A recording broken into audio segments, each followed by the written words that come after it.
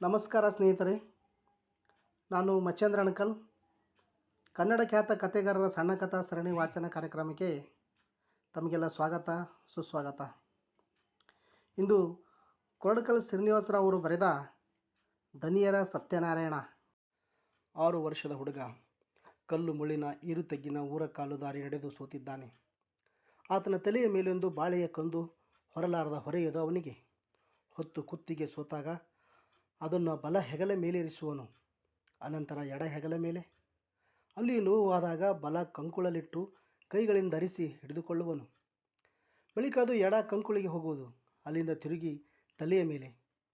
ಹೀಗೆ ಬಡವನಿಗೆ ಹಣದ ಚೆರಿಗೆ ಸಿಕ್ಕಿದರೂ ಹೇಗೋ ಛಲದಿಂದ ಹೊತ್ತು ಮನೆಯ ಕಡೆ ಸಾಗುವಂತೆ ಆ 6 ವರ್ಷದ ಬಾಳೆಕಾಯಿ ತೋರದ ಹರಕಂಗಿಯ ಕೌಪೀನದ ಬಾಲಕನು ಬಾಳೆಯ ಕಂದನ್ನು ಹೊತ್ತು ಕಾಲೆಳೆದು ಮುಂದೆ ಸಾಗುತ್ತಿದ್ದಾನೆ. ಮನೆ ಹಾದಿ ಹಿಡಿದು ಇನ್ನು 2-3 ಗಳಿಗೆ ನಡೆಯಬೇಕು. ಆದರೆ ಈಗಾಗಲೇ ತೀರಾ ದಣಿದು ಸಣ್ಣವಾಗಿದ್ದಾನೆ. ಹಣೆ, ಕುತ್ತಿಗೆ, ಎದೆಯೆಲ್ಲ ಬೆವರು, ಮೊರೆ ಕೆಂಪೇರಿ ಕನಲಿದೆ. ಆದರೂ ಆ ಬಾಳೆಯ ಕಂದನ್ನು ತೆಗೆದೆತ್ತ ಬಿಸುಡಲಾರ. ಮಾತ್ರವಲ್ಲ, ಬಿಗುವಾಗಿ ಹಿಡಿದರೆ ಅದು ಎಲ್ಲಿ ಜಜ್ಜಿ ಹೋಗುವುದೋ, ಸಡಿಲವಾಗಿ ಕೈ ಕೊಟ್ಟರೆ ಅದೆಲ್ಲಿ ಜಾರಿ ಬಿದ್ದು ಸುಳಿ ಮುರಿದು ನಂಜು ಗುಜ್ಜಾಗುವುದೋ ಎಂದು ಬೆದರಿ ಬಹು ಜಾಗರೂಕತೆಯಿಂದ ಹೊರುತ್ತಿದ್ದಾನೆ ಅವನು ಅದನ್ನು. ಹೆತ್ತಬ್ಬೆ ತನ್ನ ಮಗುವನ್ನು ಅಷ್ಟು ಜತನದಿಂದ ಹಿಡಿದುಕೊಳ್ಳುವಳೋ ಎಂದು ಸಂಶಯ ಬರಬೇಕು ನೋಡುವರಿಗೆ. ಹೀಗೆ ಹಿಂದೆ ಬಿದ್ದರೆ ಹೇಗೆ ಮನೆ ಸೇರುವುದು, ಹೊತ್ತು ಇಳಿಯುವುದು ಕಾಣುವುದಿಲ್ಲವೇ? ಬೇಡ ಬೇಡ ಎಂದರೆ ಕೇಳದೆ ಮತ್ತೆ ಯಾವ ಕರ್ಮಕ್ಕೆ ಅದು ತೆಗೆದತ್ತ ಒಗೆದು ಬೇಗ ಮುಂದೆ ಬಂದೇ ಆಯಿತು, ಇಲ್ಲವಾದರೆ ನಾನೇ ಎಳೆದು ಬಿಸಾಡುತ್ತೇನೆ ನೋಡು. ಹೀಗೆ ಹಿಂದೆ ಬಿದ್ದರೆ ಹೇಗೆ ಮನೆ ಸೇರುವುದು, ಹೊತ್ತು ಇಳಿದು ಕಾಣುವುದಿಲ್ಲವೇ? ಬೇಡ ಬೇಡ ಎಂದರೆ ಕೇಳದೆ ಹೊತ್ತ ಯಾವ ಕರ್ಮಕ್ಕೆ ಅದು ತೆಗೆದತ್ತ ಒಗೆದು ಬೇಗ ಮುಂದೆ ಬಂದೇ ಆಯಿತು, ಇಲ್ಲವಾದರೆ ನಾನೇ ಎಳೆದು ಬಿಸಾಡುತ್ತೇನೆ ನೋಡು ಎಂದು ಗದರಿಸುತ್ತಾಳೆ ಮುಂದೆ ಸಾಗುತ್ತಿರುವ ಅವನ ತಾಯಿ. ಅವಳಾದರೂ ಆ ಕಂದನ್ನು ತೆಗೆದುಕೊಳ್ಳಬಾರದೆ ಎಂದರೆ ಅವಳಿಗೊಂದು ಹೊರೆ ಬೇರೆ ಇದೆ. ಸುಮಾರು 3 ವರ್ಷದ ಮಗು, ಬಡ ತವರಿಗೆ ಸುಣೆ ತಿಂಗಳ ಬೀದಿಗೆ ಹೋಗಿ ಹೊಕ್ಕ ಬಡ ಮನೆಗೆ ಹಿಂತಿರುಗಿ ಬರುತ್ತಿರುವವಳು ಅವಳು.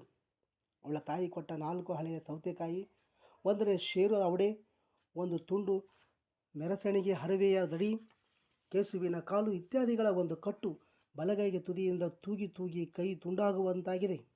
ಎಡ ಕಂಕುಳಲ್ಲಿದೆ ಆ ಮಗು. ನಡೆಯಲಿಕ್ಕೆ ಸಣ್ಣದು, ಬರಲಿಕ್ಕೆ ದೊಡ್ಡದು.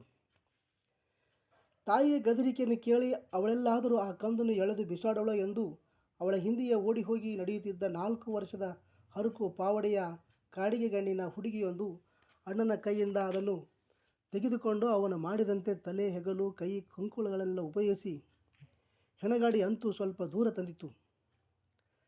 ಅಷ್ಟರಲ್ಲಿ ತುಸು ಸುಧಾರಿಸಿಕೊಂಡು ಅಣ್ಣನು ತಿರುಗಿ ತಲೆ ಕೊಟ್ಟ. ಆ ಕಂದಿಗೆ ಹೀಗೆ ಅಣ್ಣ ಸೋತಾಗ ತಂಗಿ, ತಂಗಿ ಸೋತಾಗ ಅಣ್ಣ ಎಂದು ಹಾಗೂ ಹೀಗೂ ಆ ಕಂದು ಬಂದಿಳಿಯಿತು ಅವರ ಗುಡಿಸಲು ಬಾಗಿಲಲ್ಲಿ. ಅದೊಂದು ರಸಬಾಳೆಯ ಕಂದು. ಅವರಜ್ಜಿಯ ಮನೆಯಲ್ಲಿ ರಸಬಾಳೆಯ ಚಿಕ್ಕದೊಂದು ಗೊನೆ ಬಲಿದಿತ್ತು. ಮೊಮ್ಮಕ್ಕಳು ಬರುವಾಗ ಹಣ್ಣಾಗಲೆಂದು ಆ ಮುದುಕಿ ಅದನ್ನು ಕಡಿಸಿ ತೂಗಿಸಿದಳು. ಆದರೆ ಇವರು ಅಜ್ಜಿಯ ಮನೆ ಸೇರುವುದಕ್ಕೆ 2 ದಿನ ಮುಂಚಿತವಾಗಿಯೇ ಅದು ಚೆನ್ನಾಗಿ ಮಾಗಿತ್ತು. ರಸಬಾಳೆ ಹಣ್ಣಲ್ಲವೇ, ಮಾಗಿದ ಮೇಲೆ ಗೋಣಿಯಲ್ಲಿ ನಿಲ್ಲಲಿಲ್ಲ. ಮಗನ ಮಕ್ಕಳು ತಿನ್ನದೆಯೂ ಕೇಳಲಿಲ್ಲ. ಆದರೂ ಆ ಮುದುಕಿಯ 4 ಹಣ್ಣುಗಳನ್ನು ಎಲ್ಲೋ ಮಡಿಕೆಯೊಳಗೆ ಅಡಗಿಸಿಟ್ಟಿದ್ದು ತುಂಬ ತಿಂದಿದ್ದ ಆ ಮಕ್ಕಳ ಕಣ್ಣು ತಪ್ಪಿಸಿ ಈ ಮೊಮ್ಮಕ್ಕಳಿಗೆ ಕೊಟ್ಟಳು. ಊರ ಪಾತ್ರೆಯಲ್ಲಿ ಅಂಗಡಿ ಎದುರು ತೂಗಿಸಿದ ಬಾಳೆಯ ಗೊನೆಗಳನ್ನು ಈ ಮಕ್ಕಳು ಕಂಡಿದ್ದರಲ್ಲದೆ ತಿಂದು ನುಡಿದವರಲ್ಲ. ಜಾತ್ರೆಗೆ ಹೋದಲ್ಲಿ 1-2 ಮಂಡಕ್ಕಿಯುಂಡೆ ಚಕ್ಕುಲಿಗಳಿಗಿಂತ ಹೆಚ್ಚಿನದೇನನ್ನು ಕೊಂಡು ಕೊಡಲಾರದಷ್ಟು ಕಡುಬಡತನ ಆ ಮಕ್ಕಳ ತಂದೆ ತೌಡಿ. ಆದ್ದರಿಂದ ಹಣ್ಣಾದ ಆ ಬಾಳೆಯ ಹಣ್ಣು ಅಮೃತಪ್ರಾಶವಾದಂತಾಯಿತು. ಅವರಿಗೆ ಅಜ್ಜಿಯ ಬಳಿ ಕುಳಿತು ಅದರ ಕತೆ ಕೇಳಿದರು. ಅಜ್ಜಿಯು ಹೇಳಿದಳು. ಆ ಉದ್ದದ ಕಥೆಯನ್ನು ಗಿಡ್ಡಾಗಿ ಹೇಳೋದಾದರೆ, 1 ವರ್ಷದ ಹಿಂದೆ ಅವರ ಮನೆಗೊಂದು ರಸಬಾಳೆಯ ಕಂದನ್ನು ತಂದು ನೆಟ್ಟಿದ್ದ. ಅದು ಗೊನೆ ಹಾಕಿತ್ತು. ಆದರೆ ಆ ಗೊನೆ ಬೇಗ ಹಣ್ಣಾಯಿತು.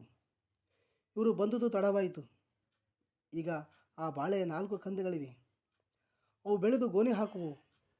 ಆಗ 1 ಗೊನೆಯನ್ನೇ ಅವರಿಗೆ ಅವಳು ಕಳುಹಿಸಿಕೊಡುವಳು. ಇದನ್ನು ಕೇಳಿದ ಆ ಮಕ್ಕಳಲ್ಲಿ ಒಂದು ಯೋಚನೆ ಮುಂಚಿತ್ತು. ತಾವು ಅಲ್ಲಿಂದ 1 ಕಂದನ್ನು ಕೊಂಡು ಹೋಗಿ ತಮ್ಮ ಮನೆಯೆದುರು ಮೊರೆ ತೋಪದಲ್ಲಿ ನೆಟ್ಟರಾಗದ ಎಂದು 2-3 ದಿನ ಅದೇ ಹಂಬಲ ಅವರಿಗೆ. ಕೊನೆಗೆ ಮಾವನ ಅವರಿಗೊಂದು ಕಂದು ಕೊಡುತ್ತೇನೆಂದಾಗ ಅವರಿಗಾದ ಆನಂದ ಬರೆದು ಬಣ್ಣಿಸಲಾದೀತೆ. ಮುಂದೇನಾಯಿತೆಂಬುದು ಗೊತ್ತೇ ಇದೆಯಲ್ಲ. ತಮ್ಮ ಗುಡಿಸಲು ಸೇರಿದ ಮಕ್ಕಳು ಬೂದ ತುಕ್ರಿಯರು ಮರುದಿನ ಬೆಳಗ್ಗೆ ಎಲ್ಲರಿಗಿಂತ ಮೊದಲು ಎಚ್ಚೆತ್ತು ತೌಡನನ್ನು ಬೇಡಿ ಕಾಡಿ ಅದನ್ನು ನಡೆಸಿದರು. ತೌಡನು ದಿನಗೂಲಿ ಮಾಡಿ ಸಂಸಾರ ಹೊರುವ ಕಡುಬಡವ. ಆದರೆ ಇರಲಿಕ್ಕೊಂದು ಮಾಡಬೇಕಲ್ಲ. ಅದಕ್ಕಾಗಿ ಕೋಟೆ ಮನೆ ನಾಗಪ್ಪನವರ 4-6 ಚೋಕು ತೆಂಗಿನ ಪಾಳು ತೋಟದ ಗುಡಿಸಲಲ್ಲಿ ಇದ್ದ. ಅದಕ್ಕೂ 6 ರೂಪಾಯಿ ಗೆಣೆ ಕೊಟ್ಟು ಗುಡಿಸಲು ಛಾವಣಿ ಮಾಡಿಕೊಳ್ಳಬೇಕಿತ್ತು. ಮೇಲಾಗಿ ದನಿಯರ ಬಿಟ್ಟಿ ಬೇಗಾರಿಯಂತೂ ಇದ್ದದ್ದೇ ಆ ಜಾಗದಲ್ಲಿ. ಏನಾದರೂ ಬಾಳೆ ತರಕಾರಿಗಳನ್ನು ಬೇಯಿಸಬಹುದಾದರೆ ತೌಡನ ಪಾಳು ತೋಟವು ನೆರೆಹೊರೆಯ ಅಡ್ಡರ ಆಕುಳಗಳ ಆಹಾರ ಕ್ಷೇತ್ರ. ಅವನು ಹಾಗೆಲ್ಲ ಬಿಟ್ಟು ಬಿಡಬಾರದೆಂಬುದು ಹೇಳುವ ಅಥವಾ ಹೊಡೆದೋಡಿಸುವ ಎದೆಗಾರಿಕೆಯ ಬಡ ತೌಡನಿಗೆಲ್ಲಿದೆ? ನಾಳೆ ಅವರಲ್ಲಿಯೇ ದುಡಿದು 2 ಶೇರಕ್ಕಿಯ ಪಥ್ಯ ತರಬೇಕಲ್ಲ ಅವನಿಗೆ. ಅಲ್ಲದೆ ಅಡ್ಡರ ಅವಕೃಪೆಗೆ ಎರಡಾಗಿ ಬಡವನು ಅವರೆಡೆಯಲ್ಲಿ ದಿನ ದುಡಲಾಪನೆ. ಅದರಿಂದ ತೌಡನವುದನ್ನು ನಡೆಯುತ್ತಿದ್ದಿಲ್ಲ. ನೆಡುತ್ತಿದ್ದಿಲ್ಲ. ಆದರೆ ಈಗ ಈ ಮಕ್ಕಳ ಕಾಟಕ್ಕಾಗಿ ನೆಟ್ಟ ಮೇಲೆ ಕಾಪಾಡಿಕೊಡದಿದ್ದರೆ ಇವರ ಅನುದಿನದ ಗೋಳಾಟ ಅವನು ಮನೆ ಹೊಕ್ಕಾಗಲೆಲ್ಲ ತಪ್ಪುವಂತಿದ್ದಿಲ್ಲ. ಆದುದರಿಂದ ಒಲೆಯೊಟ್ಟುವ ಅನಿವಾರ್ಯ ಅವಶ್ಯಕತೆಯಾಗಿ ಕೂಡಿಟ್ಟ ಕೊತ್ತಳಿಗಳೇನೋ ಆ ಕಂದಿನ ಸುತ್ತ ನೆಟ್ಟು ಗಟ್ಟಿಮುಟ್ಟಿನ ಬೇಲಿ ಮಾಡಿದ. ಅಷ್ಟಾದ ಮೇಲೆ ಆ ಮಕ್ಕಳು ಅಂದು ಗಂಜಿಯೂಟಗೆ ಒಳಗೆ ಹೋದುದು. ಅಂದಿನಿಂದ ಬೂದ ತುಕ್ರಿಯರು ಹೊತ್ತಾರೆ ಎದ್ದು ಕಣ್ಣೊರೆಸಿಕೊಳ್ಳುತ್ತಾ ಹೋಗಿ ಮೊದಲು ನೋಡುವುದು ಆ ಕಂದನ್ನು. ದಿನದಲ್ಲಿ ಅದೆಷ್ಟು ಸಲ ನೋಡುತ್ತಿದ್ದರೋ ಲೆಕ್ಕವಿಟ್ಟವರಾರು. ಮುಸ್ಸಂಜೆಗೆ ಗುಡಿಸಲು ಸೇರುವ ಮೊದಲೊಮ್ಮೆ ಅದನ್ನು ನೋಡಿಕೊಂಡು ಬರದಿದ್ದರೆ ಅವರಿಗೆ ನಿದ್ದೆ ಹತ್ತದು. ಹೀಗೆ ಅವರು ದಿನ ನೋಡುತ್ತಿದ್ದಂತೆ ಅದರ ಬುಡದಲ್ಲಿ ಹೋಗಿ ನಿಂತು ಅದರ ಬೆಳವಣಿಗೆಯ ಕುರಿತು ಮಾತುಕತೆಯಾಡುತ್ತಿದ್ದಂತೆ ಆ ಕಂದು ಸುಳಿಯಾಗಿ ಬೆಳೆದು ಬಾಳೆಯ ಮರವಾಯಿತು. ಬೇಸಿಗೆ ಬಂದಾಗ ಬೂದ ತುಕ್ರಿಯರಿಗೆ ಕುಡಿಕೆ ಹಿಡಿದು ಕೆರೆಯಿಂದ ನೀರು ಹೊತ್ತು ಬಾಳೆಯ ಬುಡಕ್ಕೆ ಸುರಿದಷ್ಟು ಸಾಲದು. ಅದರಿಂದಾಗಿ ಈ ಮಕ್ಕಳ ಮೈಯಿಂದೆಷ್ಟು ಬೆವರು ಸುರಿದಿತ್ತೋ ಅಳೆದವರಾರು. ಬೇಸಿಗೆ ಹೋಗಿ ಮುಂಗಾರು ಮಳೆಯ ಮೋಡವೆದ್ದಿದ್ದ ಅದೊಂದು ರಾತ್ರಿ ಬೂದನೆದ್ದು ಅಳತೊಡಗಿದ.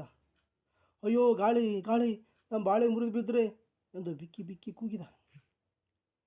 ತೌಡನೆದ್ದು ಹೋಗಿ ಅದಕ್ಕೆ ಸುತ್ತಲೂ 4 ಹೊತ್ತಳಿಗೆಗಳನ್ನು ಊತು ಕೊಟ್ಟು ಕಟ್ಟಿ ತೋರಿಸಿ ಸಮಾಧಾನಗೊಳಿಸಿದ ಮೇಲೆ ಹುಡುಗನು ಹೋಗಿ ತಿರುಗಿ ನಿದ್ದೆ ಮಾಡಿದ. ಒಂದು ದಿನ ತುಕ್ರಿಯು ಬಾಳೆಯ ಬುಡದಲ್ಲಿ ನಿಂತು ಕುಣಿದಾಡಿದು. ಅಣ್ಣ ಅಣ್ಣ ಎಂದು ಕೂಗಿದಳು. ಬೂದನು ಓಡಿ ಹೋಗಿ ನೋಡುತ್ತಾನೆ. ಬಾಳೆಯ ತುದಿಯಲ್ಲಿ ಹೂವಿನ ಮೂತಿ. ದಿನ ಹೋದಂತೆ ಹೂವು ಹೊರಬಂತು. ಬೆರಳು ಬಿಟ್ಟಿತ್ತು. ಬೆರಳುಗಳು ಬಲಿತು ತೋರಕಾಯಿಗಳಾದವು. ಬೂದ ತುಕ್ರಿಯರೊಂದಿಗೆ ಚಿಕ್ಕ ಧೂಮನು ಹೋಗಿ ಗೋನೆಯನ್ನು ನೋಡುತ್ತಾ ನಿಂತಿದ್ದ. ಒಂದು ದಿನ ತುಕ್ರಿಯ ಬಾಳೆಯ ಬುಡದಲ್ಲಿ ನಿಂತು ಕುಣಿದು ಅಣ್ಣ ಅಣ್ಣ ಎಂದು ಕೂಗಿದಳು. ಬೂದನು ಓಡಿ ಹೋಗಿ ನೋಡುತ್ತಾನೆ. ಬಾಳೆಯ ತುದಿಯಲ್ಲಿ ಹೂವಿನ ಮೂತಿ. ದಿನ ಹೋದಂತೆ ಹೂವು ಹೊರಬಂತು. ಬೆರಳು ಬಿಟ್ಟಿತ್ತು. ಬೆರಳುಗಳು ಬಲಿತು ತೋರಕಾಯಿಗಳಾದವು. ಬೂದ ತುಕ್ರಿಯರೊಂದಿಗೆ ಚಿಕ್ಕ ಧೂಮನು ಹೋಗಿ ಗೋನೆಯನ್ನು ನೋಡುತ್ತಾ ನಿಲ್ಲುತ್ತಿದ್ದ. ಅದು ಹಣ್ಣಾದ ಅವನಿಗೂ ಪಾಲು ಕೊಡುವುದಾಗಿ ಅಣ್ಣಂದಿರು ಹೇಳುತ್ತಿದ್ದರು. ಅವರು ಹೊತ್ತು ತಂದ ಕಂದು, ಅವರಪ್ಪ ನೆಟ್ಟ ಕಂದು, ಅವರು ನೀರೆರೆದು ಬೆಳೆಸಿದ ಕಂದು. ಅದು ಬಿಟ್ಟ ಗೋನೆಯ ಅವರದು. ಅದು ಹಣ್ಣಾದಾಗ ಅದನ್ನೆಲ್ಲರಿಗೆ ಪಾಲು ಮಾಡಿ ಹಂಚುವವರು ಅವರೇ. ಅವರ ಅಜ್ಜಿಗೂ ಒಂದು ಪಾಲಿದೆ ಅದರಲ್ಲಿ. ತೌಡ ಆ ಗೇಣಿ ಬಾಕಿ 2 ರೂಪಾಯಿ ಯಾವಾಗ ಕೊಡುವುದೋ? ಅದೇನು ನಿನ್ನ ವರ್ಗದ ತೋಟವೆಂತೇಳಿದೆಯಾ ಎಂದು ಗುಡುಗುಡಿಸಿ ನುಡಿದರು ನಾಗಪ್ಪಯ್ಯ. ತೌಡನು ಅವರ ಮೊರೆ ನೋಡದೆ ಕತ್ತು ತಗ್ಗಿಸಿಕೊಂಡು ದೀನತೆಯ ಬಿಳುದನಿ, ಈ ಮಳೆಗಾಲ ಸಾಗಲಿ, ಕಬ್ಬು ಹೂಡುವ ಅಲ್ಲಿಯ ಕಾಲದಲ್ಲಿ ಹೇಗಾದರೂ ದುಡಿದು ಉಳಿಸಿ ತೀರಿಸುತ್ತೇನೆ ಎಂದ. ದನಿಯರು ಏನೇನೋ ಸಿಟ್ಟು ಮಾತಾಡಿ ಕೊನೆಗೆ, ಯಾವಾಗ ಕೇಳಿದ್ರು ಇಂದಲ್ಲ ಮುಂದೆ ಎಂದೆನ್ನುವ ನಿನ್ನ ರೋಗ ಇದ್ದೇ ಇದೆ. ಆಗಲಿ, ಅಲ್ಲಿಯ ಕಾಲವರೆಗೂ ಕಾದು ಬಿಡುತ್ತೇನೆ ಎಂದು ಸಮಾಧಾನಕ್ಕೆ ಬಂದು ಆಗ ತೋಟದತ್ತ ಕಡೆಯಿಂದ ಬರುತ್ತಿದ್ದಾಗ ಆ ಬಾಳೆಯ ಗೋನೆಯನ್ನು ನೋಡಿದೆ. ನಾಡಿದ್ದು ಹುಣ್ಣಿಮೆ, ನಮ್ಮಲ್ಲೊಂದು ಸತ್ಯನಾರಾಯಣ. ನಾಳೆ ಕಡಿದಿದ್ದರೆ ಅದಕ್ಕೆ ಅಂದಿಗೆ ಹಣದಿತ್ತು. ಹುಣ್ಣಿಮೆ ಬೆಳಗ್ಗೆ ತಂದು ಕೊಟ್ಟು ಬಿಡು, ತಿಳಿಯಿತೆ ಎಂದರು. ತೌಡನಿಗೆ ಸಿಡಿಲು ಬಡಿದಂತಾಯಿತು. ಅವನೇನು ಹೇಳಿಯಾನು? ಮೌನವಾಗಿದ್ದ. ಏನು ಹೇಳಿದ್ದು ಕೇಳಿತೆ ಎಂದು ತುಸು ಬಿರುಸಿನ ದನಿಯಲ್ಲಿ ದನಿಯರು ತೌಡ ಅಂಜುತ್ತಾ ನಾಲಿಗೆ ತೌಡವರಿಸುತ್ತಾ, ಮಕ್ಕಳು ಬಹಳ ಆಸೆಯಿಂದ ಬೆಳೆಸಿದ್ದು ಕೆಳಗಿನ ಒಂದೆರಡು ಸಣ್ಣ ಹಣಿಗೇನಾದರೂ ಆ ಮಕ್ಕಳಿಗೆ ಎನ್ನುವಷ್ಟರಲ್ಲಿ ದಣಿಯರು ಮಕ್ಕಳಿಗೆ ರಸಬಾಳೆಹಣ್ಣೋ ಮಣ್ಣೋ ದೇವ್ರ ಬಾಯಿಗೆ ಬೇಳಿ ಮಕ್ಕಳ ಮೈ ಕೈ ಸುಖ ಕೊಡ್ತಾನೆ. ಸತ್ಯನಾರಾಯಣ ಮಕ್ಕಳಿಗಿಟ್ಕೊಂಡು ದೇವರಿಗೆ ಕೊಡದೆ ಹೀಗೆಲ್ಲ ಮಾಡೋದ್ರಿಂದ ನೀವು ದರಿದ್ರ ತಪ್ಪೋದಿಲ್ಲ ನಿಮಗೆ ಎನ್ನುತ್ತಾ ತಿರುಗಿ ಕೆಂಪೇರ ತೊಡಗಿದರು. ತೌಡನು ಗುಡಿಸಲಿಗೆ ಬಂದ. ನಡೆದ ಸಂಗತಿಯಲ್ಲಿ ಹೆಂಡತಿ ದೇಯಿಗೆ ಗುಟ್ಟಾಗಿ ಹೇಳಿದ. ಅವಳು, ಅಯ್ಯೋ ದೇವ್ರೇ, ಮಕ್ಕಳು 1 ವರ್ಷದಿಂದ ಬೆವರು ಸುರಿದು ನೀರೆರೆದು ಹಣ್ಣು ತಿಂದೇವೆಂದು ಹಾಸ್ಯ ಮಾಡಿ ಮಾಡಿ ಕಡೆಗೆ ಎನ್ನುವಷ್ಟರಲ್ಲಿ ಅವಳಿಗೆ ಕಣ್ಣೀರು ಬಂತು. ಕುತ್ತಿಗೆ ಬಿಗಿಯಿತು. ಮಾತು ಮುಂದುವರಿದಂತಾಯಿತು. ಆದರೇನು ಮಾಡುವುದು? ಹಣ್ಣಿನ ಗೋಣಿಯು ಹುಣ್ಣಿಮೆಯ ದಿನ ದನಿಯರ ಅಂಗಳವಿರಲೇಬೇಕು. ತೌಡನು ಗೋಣಿಯನ್ನು ಕಡಿದ. ಮಕ್ಕಳು ಸಂತೋಷದಿಂದ ಕುಣಿದಾಡಿದವು. ಹಲವು ಪ್ರಶ್ನೆಗಳು ಕೇಳಿದವು. ನೀವೆಲ್ಲ ರಗಳೆ ಮಾಡಬೇಡ್ರಿ ನೋಡೋಣ ಎಂದೊಂದು ಮಾತಿನಿಂದ ತನ್ನ ರಗಳೆಯನ್ನು ನುಂಗಿಕೊಳ್ಳುತ್ತಾ ಅವರ ಬಾಯಿ ಕಟ್ಟಿಸಿ ಗೋಣಿಯನ್ನು ಒಳಗೆ ತೂಗ ಹಾಕಿ ಹರಕು ಬಟ್ಟೆ ಸುತ್ತಿದ. ಮಕ್ಕಳು ದಿನವೂ ಅದು ಹಣ್ಣಾಯಿತೋ ಎಂದು 18 ಸಲ ಎಡೆಯಿಲ್ಲದ ಇಣುಕಿ ನೋಡುತ್ತಿದ್ದವು. ಹುಣ್ಣಿಮೆಗೆ 2 ದಿನ ಮುಂಚೆ ಬಟ್ಟೆಯ ಹರುಕಿನೆಡೆಯಲ್ಲಿ ಕಾಯಿಯೊಂದು ಅರಿಶಿನ ಬಣ್ಣ ತಾಳಿದುದನ್ನು ಬೂದ ಕಂಡು ಹಿರಿ ಹಿಗ್ಗಿ ತಂದೆಯ ಬಳಿಗೋಡಿ ಹೇಳಿದ. ಇಲ್ಲ, ಅದೇನು ಚೆನ್ನಾಗಿ ಹಣ್ಣಾಗಿಲ್ಲ.